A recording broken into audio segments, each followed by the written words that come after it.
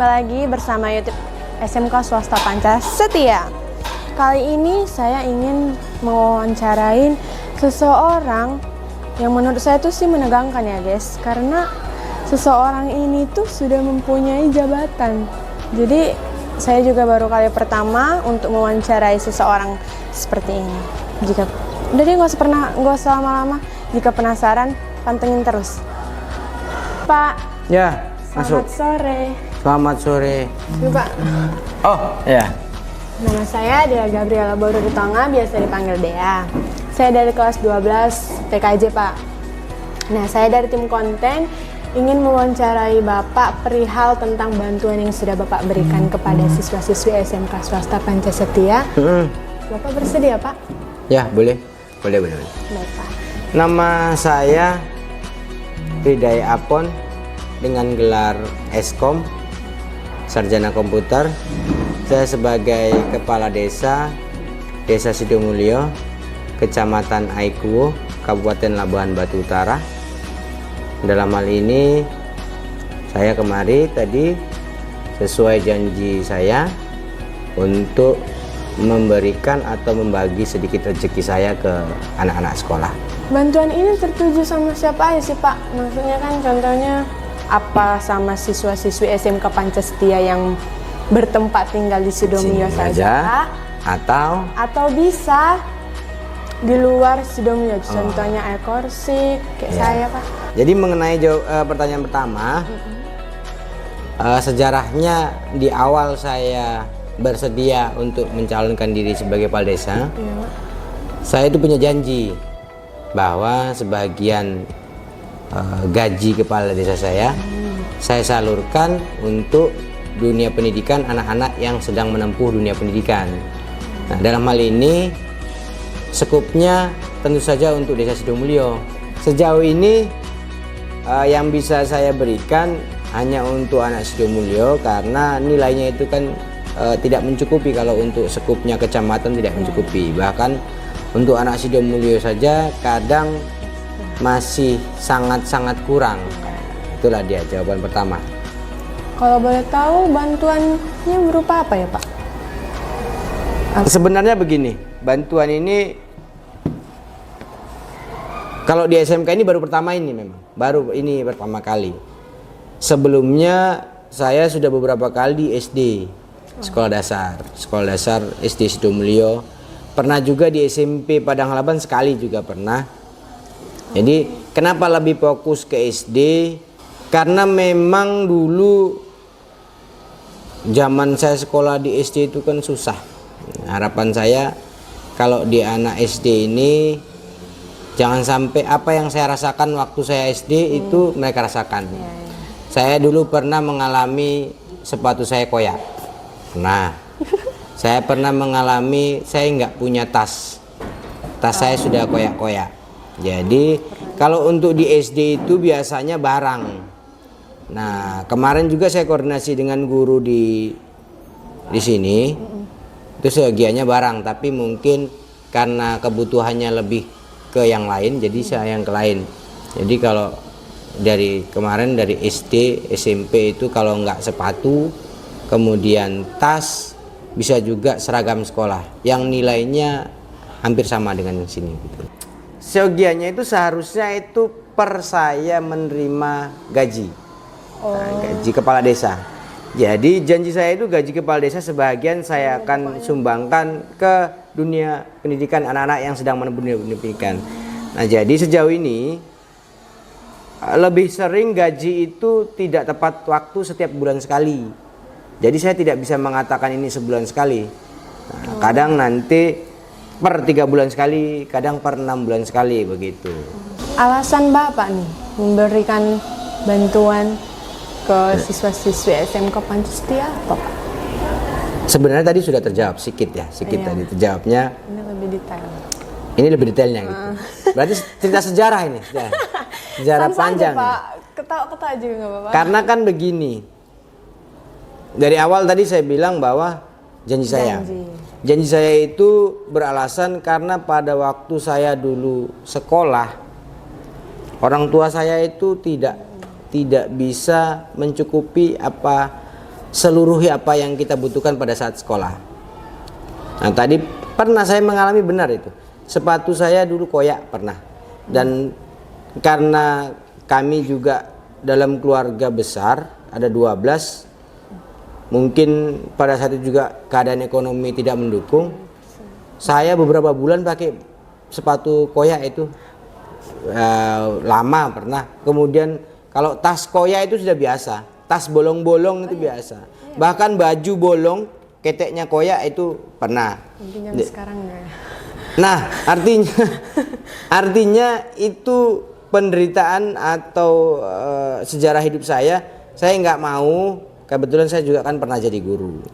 Saya nggak mau anak-anak yang sedang menempuh dunia pendidikan ini merasakan seperti itu. Zamannya sekarang kalau bisa kalian itu, ya contohnya kalian ini kan menempuh dunia pendidikan itu dengan dukungan penuh orang tua untuk kebutuhan pendidikannya.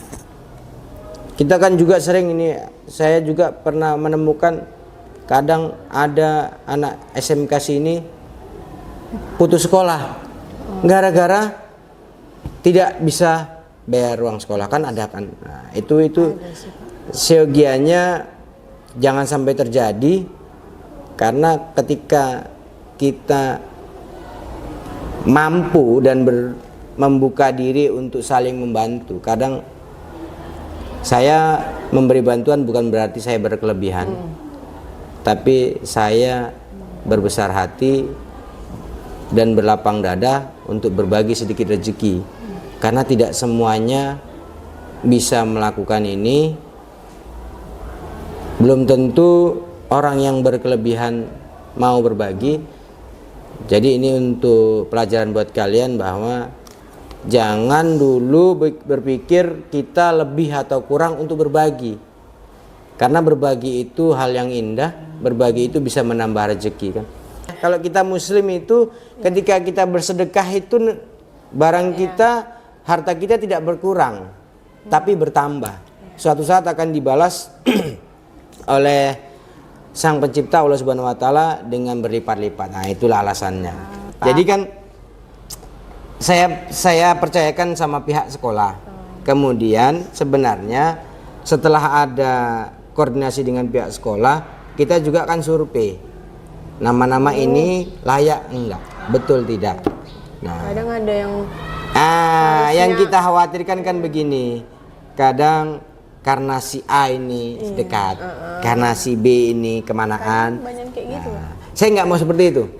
Jadi bantuan ini bukan untuk sanak saudara, keluarga dekat, sahabat, tapi untuk yang Memang benar-benar membutuhkan. Iya. Berikan kami siswa-siswi SMK ini motivasi gitu. Ini kan nanti bakal dilihat nih siswa-siswi. Sama anak-anak semuanya. Motivasi agar dapat kayak seperti Bapak inilah, sukses, bisa membagikan juga ke dunia pendidikan. Nah. Motivasi lah ya. Iya. Ya kan motivasi, Iya, motivasi. sama kawan-kawan. Iya, pasti. Kan kawan kan? Ya kan kawan-kawanmu. Iya. Sebenarnya kita juga kawan. Hanya saja kan kawan itu kadang ketika usianya gak jauh, jadinya manggilnya Pak, Bang. Iya kan? Di dalam pergaulan usia itu sebenarnya nggak menjadi hambatan untuk kita dekat. Usia bukan menjadi hambatan untuk kita dekat. Ini siapa namanya nih? Berapa umurmu? 16 Pak. Nah, kan bukan berarti dia usia 16 tahun nggak boleh dekat sama saya yang usia 39 tahun. Ya kan? Iya, Pak. Bukan berarti juga kau usia berapa? 17. 17. Harus dekat sama dia saja, dekat sama saya kan enggak kan gitu kan. Nah, jadi motivasinya begini.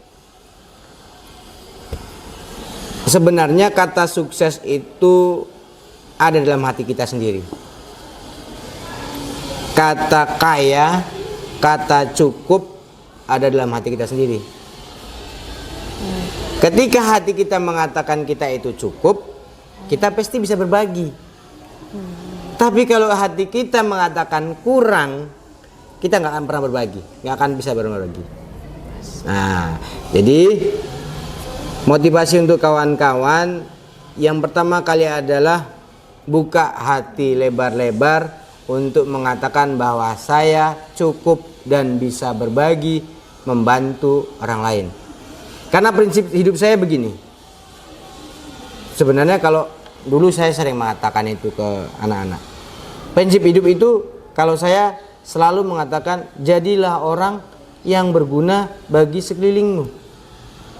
Ketika kamu ada, kamu dielu-elukan, dibangga-banggakan. Ketika kamu tidak ada, kamu dirindukan. Jadilah orang seperti itu. Itu udah sukses. Sukses itu menurut saya bukan karena punya harta, bukan karena punya segala macam berkelebihan, tapi sukses itu ketika kita dibutuhkan orang lain.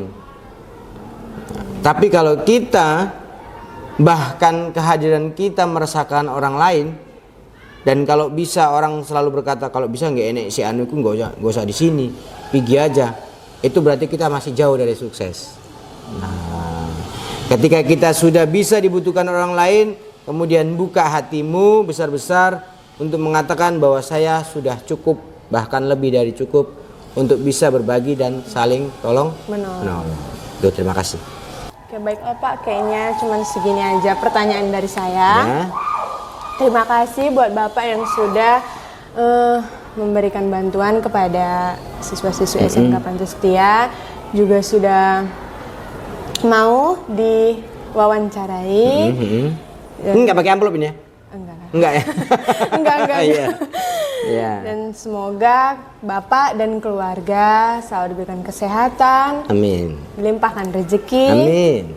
dipermudah segala urusan dan Amin. pekerjaannya. Amin. Sekian dari saya Pak, terima kasih. Terima kasih. Jadi guys, inilah sekian dari podcast kami. See you next time, bye-bye. Bye-bye dulu Pak.